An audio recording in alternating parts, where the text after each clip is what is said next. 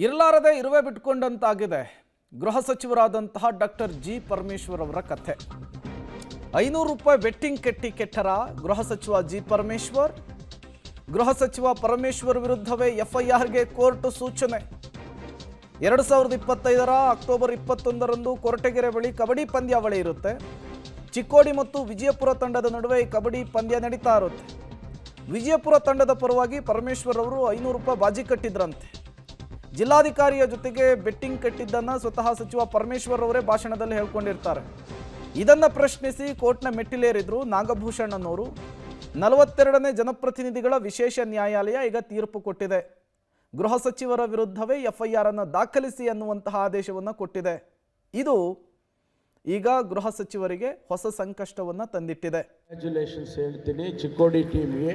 ಅದೇ ರೀತಿ ನಮ್ಮ ವಿಜಯಪುರ ಟೀಮ್ ಕೂಡ ನಾನು 500 ರೂಪಾಯಿ ಕಳ್ಕೊಂಬಿಟ್ಟೆ.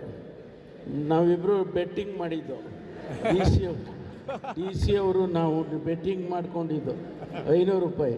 ಹೋಗಿ 500 ರೂಪಾಯಿಯೂ ಕಳೆದೋಯ್ತು ನಾನು.